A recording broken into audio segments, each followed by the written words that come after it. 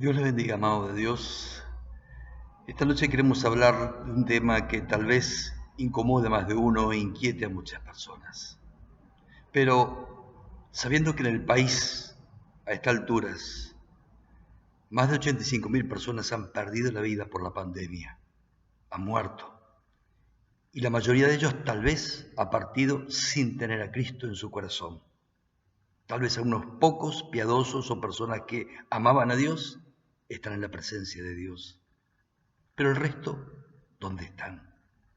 Y de los miles que hoy están en terapia o que pueden ser alcanzados por la pandemia, si llegaran a partir, que no es mi deseo ni el deseo de Dios que alguien muera, sino que vivan y que vivan tomados de la mano de Dios, ¿dónde irán? ¿Cuál es su destino? Lo cierto es que el tema del infierno, de la muerte, de la partida de esta tierra, es un tema que incomoda. Tal vez sea más fácil decirle, bueno, todos irán a un lugar de dicha, de felicidad, y Dios es tan bueno que va a permitir que todos sean recibidos en su gloria. Pero esto no es lo que enseñan los evangelios. Y mentirle, engañarle, aunque muchos religiosos y religiones lo hagan, iglesias lo hagan, no es lo correcto, porque Jesús es un Dios de verdad, no de mentira. Y el tema de la verdad sobre el destino eterno es importante que usted lo tome en cuenta. Si tiene Biblia, por favor, busque Mateo 13:47. Jesús, luego de estar hablando a multitudes, las distintas parábolas, enseñándoles, los discípulos quedan interesados sobre la parábola de el trigo y la cizaña. Y cuando van a la casa le preguntan en privado respecto a esta parábola, porque les interesaba acerca del tema del fin, el tema del reino y cómo trabajaba el enemigo. Pero algo los inquieta. Entonces el Señor, luego de explicar el significado de esta parábola, da otras parábolas más. Y quiero compartir la última de Mateo 13. El texto en la palabra de Dios dice así, voy a usar la Reina Valera contemporánea, que dice de esta manera: asimismo, el reino de los cielos es semejante a una red que, lanzada al agua, recoge toda clase de peces. Una vez que se llena, la sacan a la orilla y los pescadores se sientan a echar un buen pescado en cestas y desechan el pescado malo. Así será el fin del mundo. Los ángeles saldrán y apartarán de los hombres justos a la gente malvada. Y esta gente la echarán en el horno de fuego, una de las expresiones equivalentes al infierno. Y allí habrá llanto y rechinar o crujir de dientes. Esta parábola corta, breve, es tremenda. Porque Jesús escogió un lugar para hablar a los suyos por una razón muy importante. ¿Qué tienen como fondo elementos? Jesús viene de hablar precisamente a las orillas del lago, a bordo de una barca, y allí había precisamente peces, mar, redes, pescadores y una multitud, de la cual la mayoría estaba interesado en Dios, como hoy mucha gente, pero su corazón no está entregado a Dios. Hay una enorme diferencia entre estar interesado en Dios y entregar el corazón a Dios. Mucha gente tiene interés en ciertas cosas de Dios y aprecia algunas cosas de Dios y estaría muy dispuesto a oír de Dios. Pero son pocos los que están dispuestos a estar entregados a Dios y vivir de acuerdo a lo que Dios nos está diciendo. En el verso 36 dice que Jesús deja a la multitud de Mateo 13, entra a la casa donde sus discípulos están intrigados precisamente por la última parábola. La parábola que contó a la multitud sobre el trigo y la cizaña, porque ambas semillas, cuando comienzan a crecer, se asemejan, pero solo se distinguen cuando llega el tiempo cuando da fruto. Y en el fruto se distingue lo que es el trigo de la cizaña. Allí hay una clara distinción. El pensamiento judío era que en aquel tiempo todos los muertos descendían a algún lugar llamado el Hades, en griego, o Seol en hebreo, hasta el tiempo del juicio.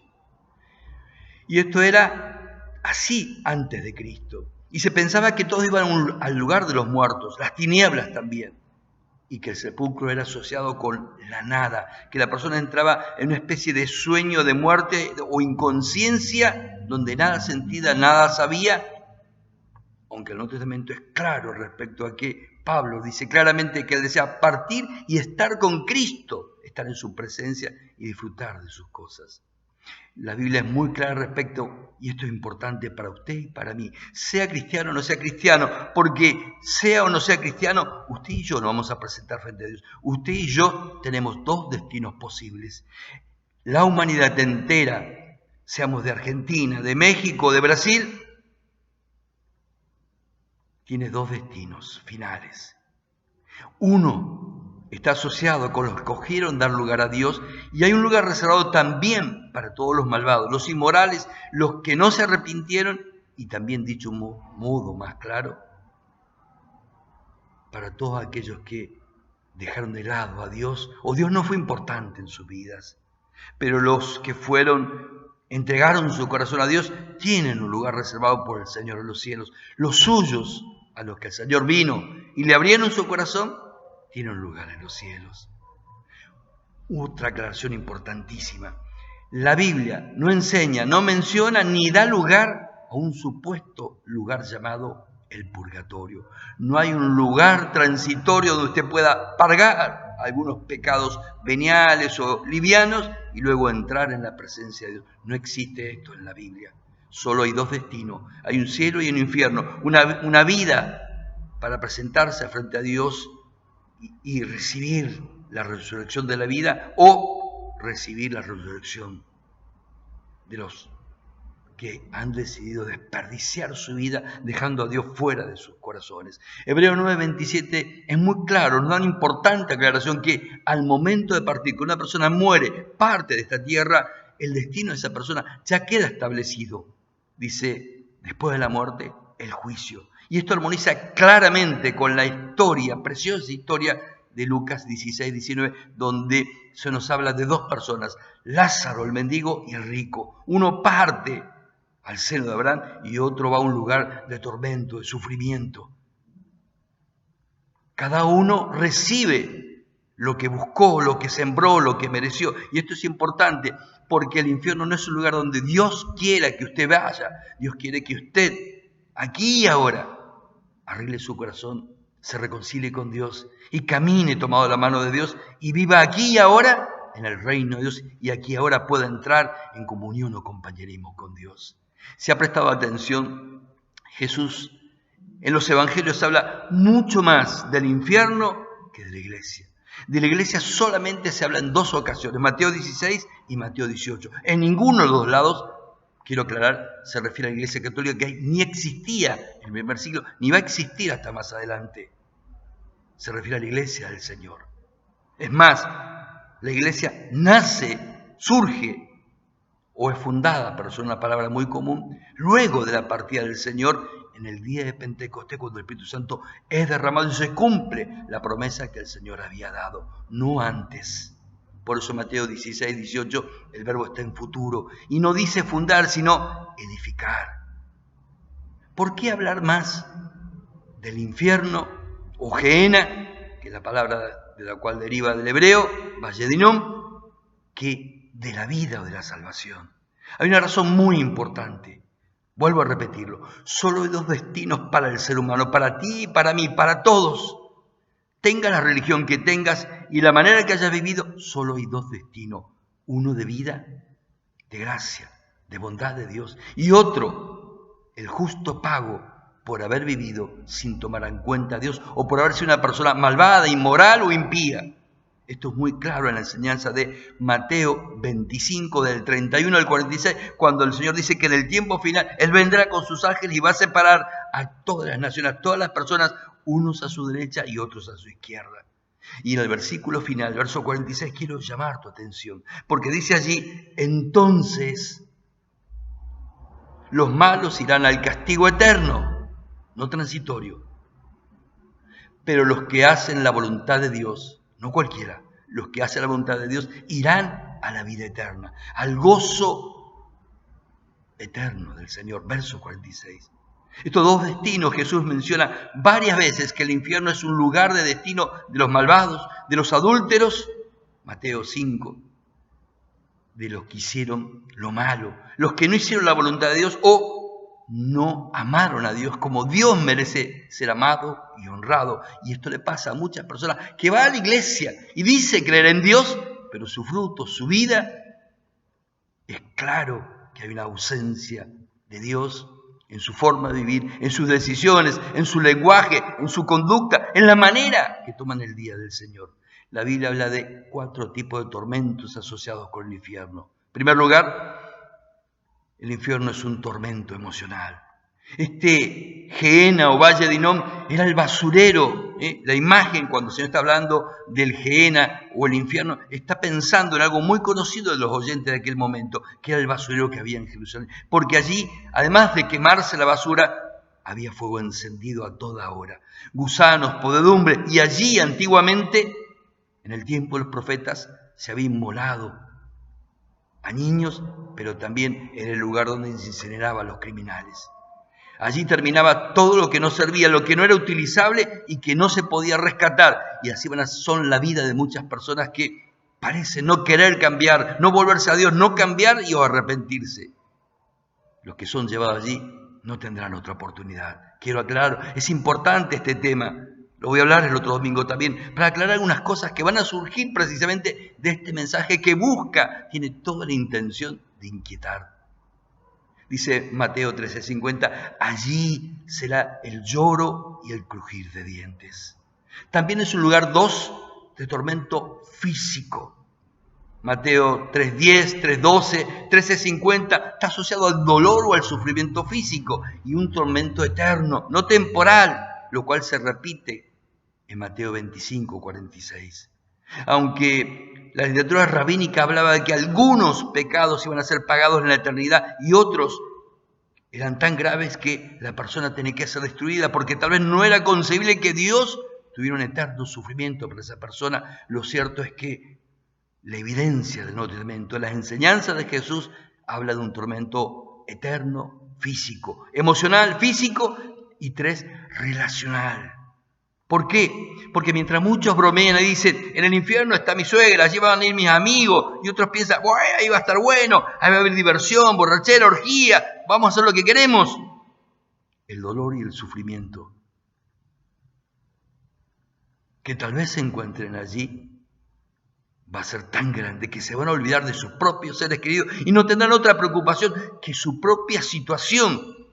Mateo 10:28 nos da un ejemplo y nos dice que no tenemos que tener tanto temor a un virus que puede causarnos dolor o sufrimiento o hasta morir, sino a aquel que tiene autoridad porque hemos vivido mal, porque hemos desestimado o amado poco a Dios para que nuestra vida y alma termine en el infierno. En cuarto lugar, el infierno es un lugar de tormento indescriptible. Por eso la imagen del basurero, la expresión misma está asociada con el abismo, un lugar horrible, lo cual nos hace pensar en una separación eterna, física de Dios y también de todos los que amamos, separación de todo lo bueno que apreciamos de esta vida y aún de lo que nos apartó de Dios o nos aparta de Dios aquí, también será dejado al lado. La casa, el trabajo, todo lo que hoy nos puede apartar de Dios, el afán, el ocio, las salidas, la costanera, todo eso no se va a poder disfrutar porque dice un lugar de oscuridad, de separación, de sufrimiento, de soledad, para aquellos que no supieron honrar y dar al lugar que Dios merece en la vida de los suyos. Si usted no desea pasar tiempo con Dios, si usted no desea estar sin Dios en la eternidad, y aunque esto es duro, es mejor entenderlo aquí y ahora y hoy, por las implicancias que tiene para su vida, para mi vida, para nuestra vida, para la vida de los que amamos, porque si hay algo que podemos hacer es vivir mal y con nuestro mal ejemplo arrastrar a otros.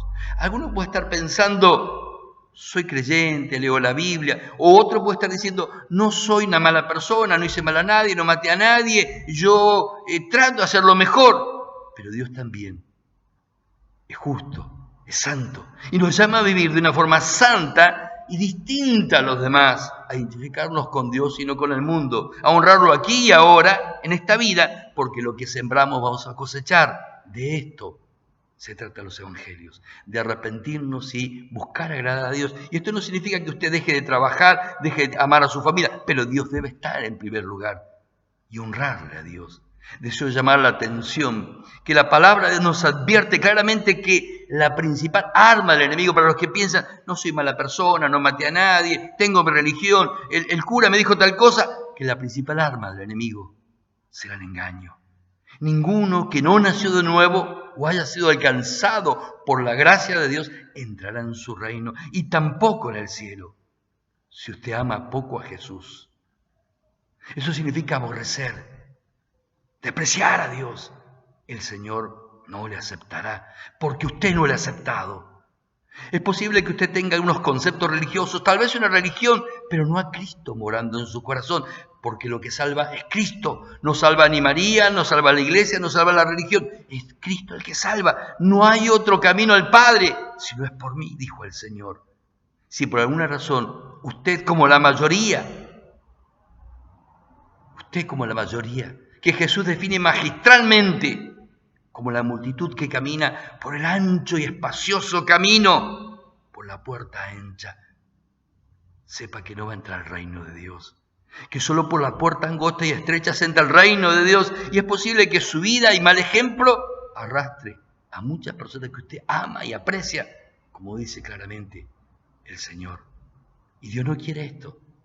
Dios quiere llevarle por sus caminos. Pero si usted ha sido tocado, inquietado por este mensaje, esta es mi intención sincera. Y si aún no abrió su corazón a Dios, este es el propósito de este mensaje. Que se vuelva a Dios, que camine en el camino de la vida y que antes que sea tarde se reconcilie con Dios. Y si usted está reconciliado con Dios, no sea un testigo mudo, sino sea un hombre, una mujer, un joven, un adolescente, un niño que honre a Dios con su vida, con sus hechos, con su andar, y compártale en la medida que pueda a otros del Señor, porque hoy la gente está muy entretenida o en el ocio o en el miedo que ha metido el gobierno. Pero el gobierno de Dios es paz, gozo y libertad. Escoja bien, piense, analice y permítame seguir inquietándolo el otro domingo. Dios le bendiga.